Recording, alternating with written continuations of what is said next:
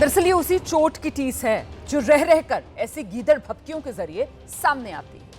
मैं आपको बताती हूं कि सिंधु नदी मुनीर के लिए दरअसल आन का मुद्दा क्यों बनी हुई है। 22 अप्रैल को जम्मू कश्मीर के पहलगाम में पाकिस्तान के पाले पोसे आतंकवादियों ने भारत के निर्दोष नागरिकों को चुन चुनकर धर्म के आधार पर निशाना बनाया था और देश के आम लोगों की मौत का बदला लेने के लिए भारतीय सेना ने ऑपरेशन सिंदूर फिर लॉन्च किया था।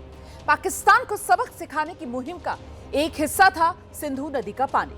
जब भारत ने पाकिस्तान को सिर्फ हथियार से नहीं बल्कि बड़े फैसलों से भी सबक सिखाया और सिंधु नदी का पानी पाकिस्तान जाने से हमने रोक दिया। इसके बाद पाकिस्तानी आर्मी से लेकर वहां की सियासत तक में सिर्फ सिंधु का शोर सुनाई दिया।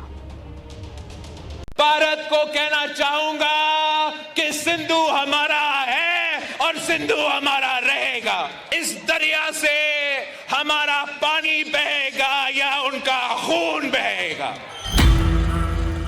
दरअसल पाकिस्तान सिंधु के पानी के लिए छटपटा रहा था और दूसरी तरफ भारत ने साफ कर दिया था कि पानी और खून एक साथ नहीं बह सकता। टेरर और टॉक एक साथ नहीं हो सकते। टेरर और ट्रेड एक साथ नहीं चल सकते और पानी और खून भी एक साथ नहीं बह सकते। मतलब साफ था कि सिंधु जल समझौता उस वक्त तक सस्पेंड रहेगा जब तक सीमा पार से आतंकवाद का घिनौना खेल खत्म नहीं हो जाता। पाकिस्तान भी भली भांति जान गया है कि भारत का हर जवाब पहले से ज्यादा तगड़ा होता है और इसलिए मैं फिर से लोकतंत्र के इस मंदिर में दोहराना चाहता हूं, ऑपरेशन सिंदूर जारी है। पाकिस्तान ने दुस्साहस की अगर कल्पना की तो उसे करारा जवाब दिया जाएगा।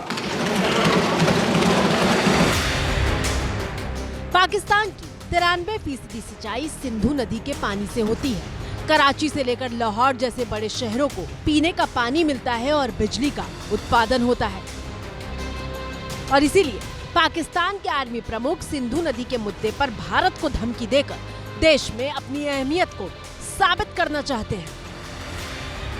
उनकी लेवल ऑफ मैच्योरिटी आप पहचानी गए होंगे अब तक।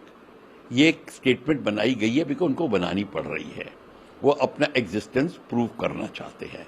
वो चाहते हैं कि किस तरीके से मैं पोजीशन में बना रहा हूं। पाकिस्तान के फील्ड मार्शल जो उनकी आर्मी को कंट्रोल कर रहे हैं, वो आर्मी का कंट्रोल पाकिस्तान पे रखना चाहते हैं और इसीलिए वो भारत को दबाव में रखेंगे।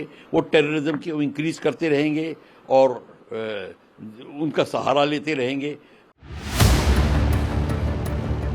मुनीर ने ऐसे वक्त में यह बयान दिया है जब भारत के सेना प्रमुख पाकिस्तान के साथ युद्ध की आशंका जता चुके हैं।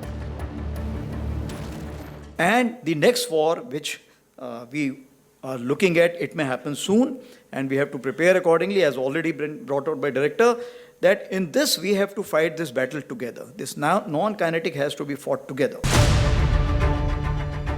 हालांकि इस बार कहानी में ट्विस्ट ये है कि ट्रंप अपने हितों को पूरा करने के लिए पाकिस्तान का इस्तेमाल कर रहे हैं और पाकिस्तान इस बात पर खुश हो रहा है कि उसके सिर पर अमेरिका का हाथ है।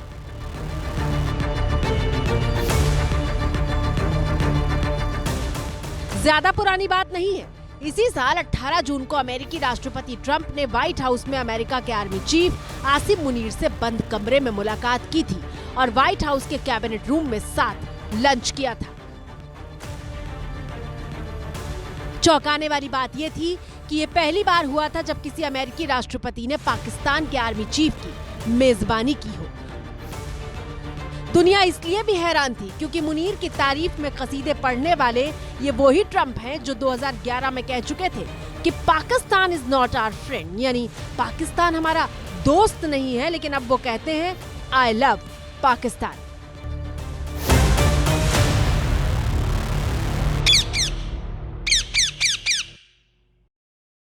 Well, I stopped a war between Pakistan. I love Pakistan. I think.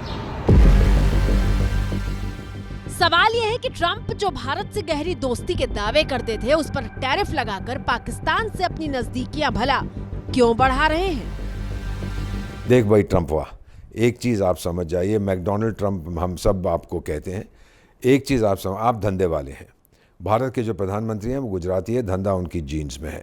लेकिन एक चीज़ आप समझ जाइएगा कि ये पर्सनल आप इसको मत बनाइएगा। ये वो भारत नहीं है जो झुक जाता था दुनिया के सामने।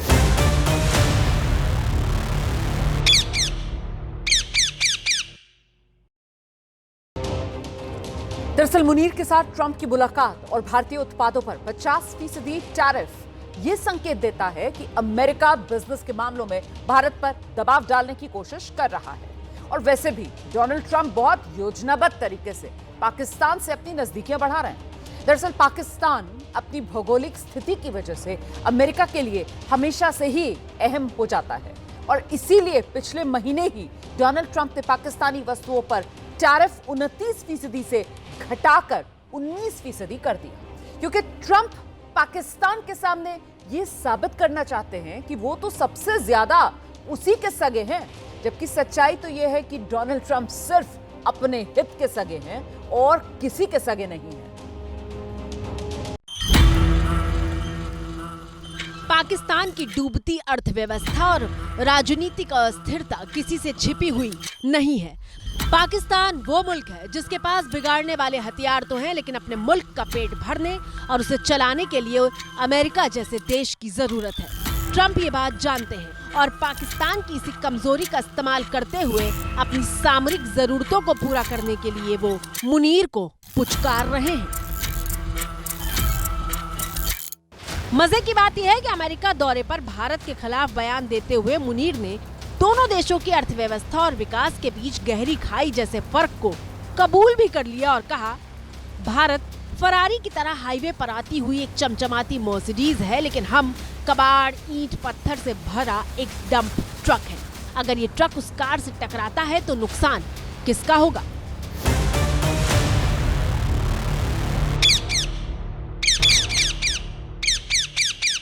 मुनीर, आपके जनरल नॉलेज का तो पता नहीं, लेकिन हर हिंदुस्तानी ट्रक की बजाय मर्सिडीज ही रखने की सोच रखता है, क्योंकि मर्सिडीज तो 50 लाख से 2.5 करोड़ तक आती है, जबकि जिस डंप ट्रक की बात आप कर रहे हैं वो तो 8 लाख से लेकर 70 लाख तक आ जाता है। मर्सिडीज समृद्धि और विकास को बताती है, डंप ट्रक नहीं। जरा सोचिए, मौजूदा वक्त में जो शख्स पाकिस्तान का सबसे ताकतवर इंसान है, उसकी सोच का दायरा कितना छोटा है। वो मान रहा है कि वो फटे हाल है, लेकिन आतंकी सोच के निशान उसके हर बयान में दिखाई देते हैं। पाकिस्तान जो है, जो कि पाकिस्तान की डेस्टिनी है, ठीक है, जो कि पाकिस्तान के माथे का झूमर है, तुम 1500 बंदे कहोगे कि जी हम इसको ले जाएंगे, तुम्हारी अगली 10 नस्लें भी नहीं लेके जा सकती।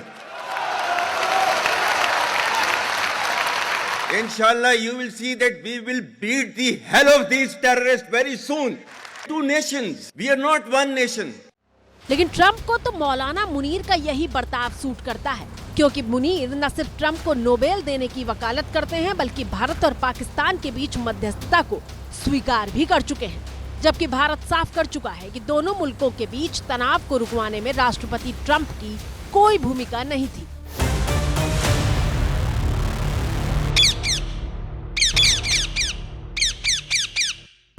इतना ही नहीं, पिछले महीने 29 जुलाई को ही प्रधानमंत्री मोदी देश की संसद में बता चुके हैं कि पाकिस्तान की न्यूक्लियर धमकी को भारत इस बार झूठा साबित कर चुका है।